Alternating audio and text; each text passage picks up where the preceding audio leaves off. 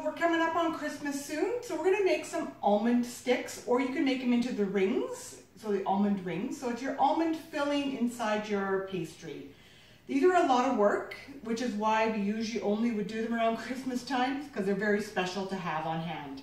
So we're going to start with our almond filling. This is the same filling I use for my almond filled spéculoos, or if you want to do it in your butterkoek, you could put an extra layer of that almond filling in there. It's kind of like a marzipan almond filling. So we're going to start with 4 cups of either ground almonds or almond flour is what you can find at Costco. And it's just pure almonds that are just ground really fine. So I have 4 cups of my ground or my almond flour, 3 cups of icing sugar, and I have 2 teaspoons of lemon juice, and I'm just using real lemon because I didn't have a lemon on hand, and 1.5 to 2 teaspoons of pure almond extract. And we're just going to get those ones in there as well. And I have 2 eggs, 2 to 3 eggs depending on the size of the egg. So if you're using small eggs, you'll need 3 for sure. I'm going to start with the 2 because I don't want this to get too wet, because we need to be able to work with it later, because we need to put it into a log so that we can roll it in our pastry. So I'm going to start with 2 eggs. I'm going to see how wet it is once I've got it in here and mixed up.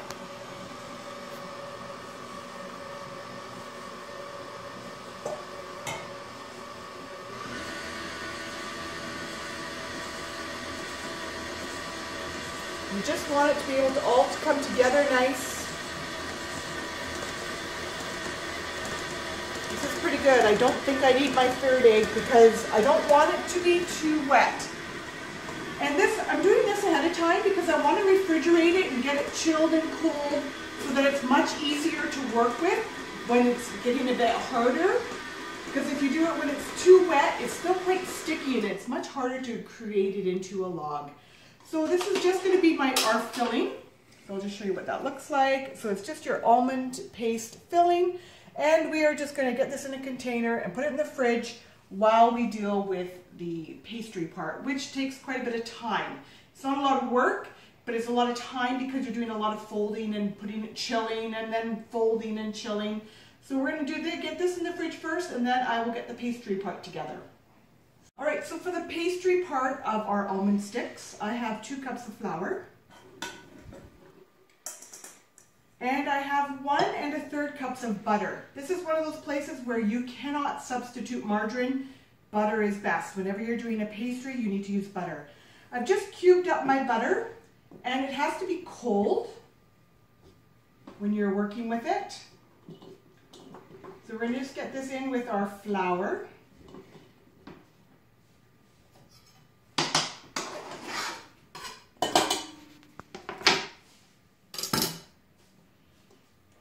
I'm just going to get my butter coated with the flour a second.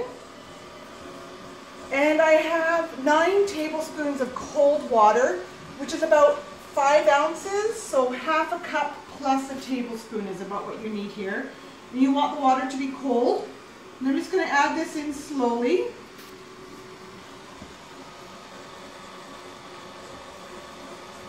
You don't want to overmix this. We want this all just to come together because we're going to be working with it on our counter.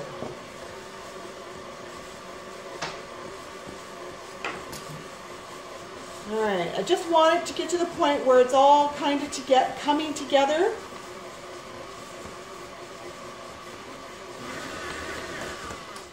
And you'll see there's still lots of clumps of butter in here. And that's what we want.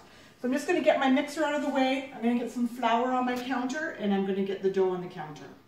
So I've pulled my dough out of the mixer, and I'm going to start to get it to come together here, and flip it over. It's still quite wet or dry. I mean dry with the flour, but you do want to get this rolled out, and we still got all those clumps of butter in there, which will eventually work their way nice and flat. So it takes a little bit of work, but I'm just going to get this rolled out, and I'll show you what that looks like. But if you come look really close a minute, you can see there are clumps of butter in here, and that's what you need with pastries. You want those clumps of butter, and they're gonna work their way as we work with the dough. We don't wanna overwork the dough either because you don't want it to get too hot. We wanna keep the dough chilled. So we're gonna quickly roll this out, and I'll show you what that looks like in just a minute. But rather than watching me fool around with this, we'll stop the video for a minute while I get this rolled out. So I've just got it roughly rolled out here. It's not perfect at all. The dough will come together nicer as we work with it each stage. So at this point here, you want to fold your dough over into thirds. And then I'm actually going to do thirds this other way as well. So by doing this, we're creating all these layers in our dough because we've got the third, and then we're gonna chill it for half an hour. We're gonna roll it out again, fold, fold, fold, and you're creating all these little layers in your dough, and that's what makes pastry really flaky. So it takes time because you're having to do all the chilling, the rolling and the chilling and the folding and all that, but it gives you that really nice flaky dough. So I've got it just to this point here. We're going to chill it for half an hour, pull it out. I'll flour my counter again, roll it out, and do what I just did. We're going to do this 3 times, but we'll video each step so you can see how the dough starts to come together much nicer with each step. So I'm going to get this in the fridge, so get it in a plastic bag so it doesn't dry out, and we're going to put that in the fridge for half an hour. Alright, so it's been chilled. My dough's been chilling for about 45 minutes. It's okay if it's longer than half an hour. Like if you can't get it to it for a few hours, that's not a problem. Just make sure you get those 3 times where you're going to do your rolling and your folding, because you do want those layers. And if that takes all day or a couple of days, don't worry about it. Just make sure you're chilling it in between all the time. So I just started rolling this out again, and it's already holding together much better than when we had it on the first, when we just pulled it out of our mixer. So it's already coming together nicer. You can also still see all the butter chunks in there, but that's good. You want that. Pastry needs to have all those butter layers in there. So I'm just going to keep turning this and rolling it out until I get it into my rectangle again. So, and then I'll do the folds. I'll just show you what that looks like, but we'll just stop the video while I get this in place. All right, so just make sure you're turning your dough every once in a while. You do want to make sure you have enough flour so it's not sticking. So I've got this rolled out. I'm going to now fold it into my thirds again. And I'm going to turn that into another set of thirds. This is how we're getting all those layers into our dough. So don't forget, and later on, if you cut it, you'll see all the really fine layers in there. So this is going to go in the fridge again. Don't take too long to do this step because you want this to stay chilled. You don't want this to come up to room temperature. So that's why you got to work fairly quickly. So this is now my second roll and chill and fold. So we're going to do this one more time before we can start assembling our almond sticks. All right, so working on the third stretch and fold. So make sure you have flour on your counter again, and we're just going to be rolling this out. Make sure you're also lifting and turning it because you don't want this to start to stick to your counter. So I'm just going to get this rolled out, and I'll show you what that looks like once I've got it rolled out into my rectangle. All right, so the dough is so much nicer already than the first round that we have. So this is our third stretch or our third fold that we're doing. So we're just going to fold this up into 3s. And I'm going to get this into the fridge and let it keep chilling while I get things ready for assembling. So we're going to have to roll it out one time more just for the assembling. But this has now been our 3rd time that we have rolled it and chilled it and folded it the 3 ways. So we're just going to get this in the fridge while we get everything cleaned up and get ready for the assembly. So I've got my almond paste out of the fridge, and it's nice to work with. It's not too sticky. So I'm just going to get this rolled into a log. I might have to actually make it into a couple of different logs. I don't know if I'm going to need all of it for this recipe. So I'm going to just roll this out till we get to about a 1-inch log.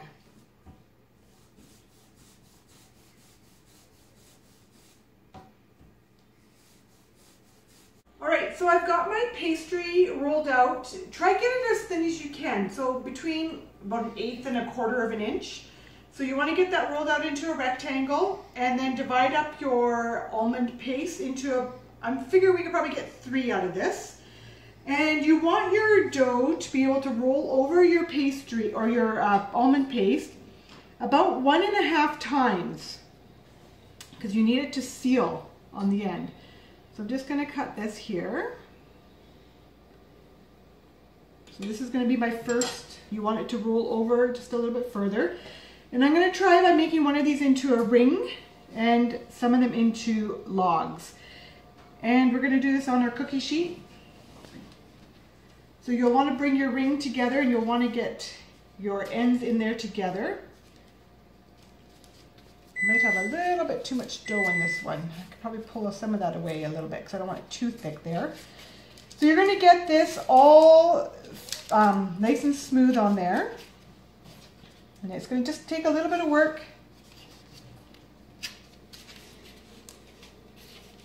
So you want to have that seam to the bottom. You pay a lot of money for these actually if you go to the Dutch stores to buy them at Christmas time. And it's because of the almond paste on the inside. Almonds are expensive, so then to make your paste it's quite costly. All right, so once we have all this together,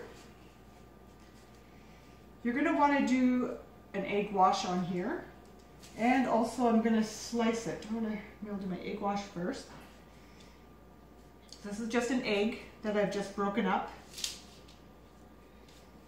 And we're going to bake these in the oven, 350 degrees. It'll probably take about 25 minutes, 30 minutes. I'll let you know how long it actually ends up taking, because you do want them to make sure they're baked all the way. Depends how thick it is. If you manage to get it nice and thin, it'll take a little less time.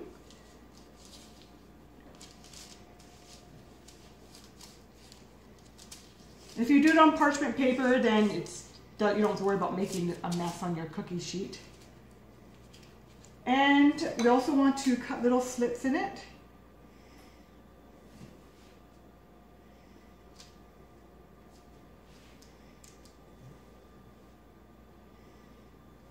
And sprinkle with sugar, and that gives that little bit of a crunch on the outside. And then we're going to get these in the oven.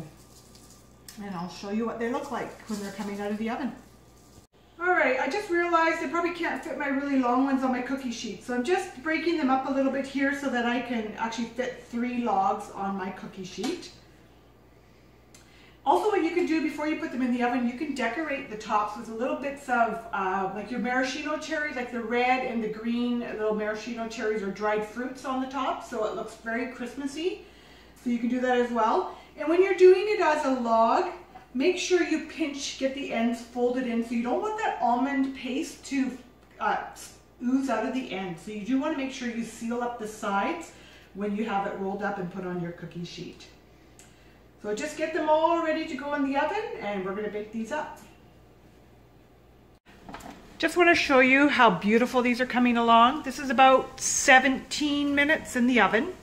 Looking beautiful, puffing up nice, but now they need to get nice and golden. All right, so my almond sticks have been in the oven for 33-ish minutes. You want them to get nice and golden on the top. And you can tell they're puffed up a little, golden. They're going to be so nice and flaky when we cut into them. But I'm going to let them cool completely before we cut into it. But I'll do a little video when I cut in, just so you can see what it looks like on the inside. So you could decorate the top with just even slivered almonds before you bake, or the maraschino cherries, just so it looks Christmassy. I have the recipe down there, so give these a try. These are a great addition to your baking platter at Christmas time. It's a great Dutch classic, your almond sticks or almond rings. All right, so come in close here. Gotta hear this. It's that nice crunch. It's that nice flaky outside edge there. So you've got filled with your almond paste. It's not quite cooled all the way here, but nice filling on there, nice crunch on the top. I have seen them before as well where people put a glaze on them and it's a bit of a sticky glaze. I personally prefer the nice little crunch with the sugar on top. I just find it's a nicer finish. You can slice these up, freeze them, pull them out when you have a nice platter of baking, and just add them onto your Christmas baking tray. This is just a classic Dutch treat. Gotta try these ones. I think we've showed the recipe already. If not, we can zoom in again. You'll have to give these ones a try.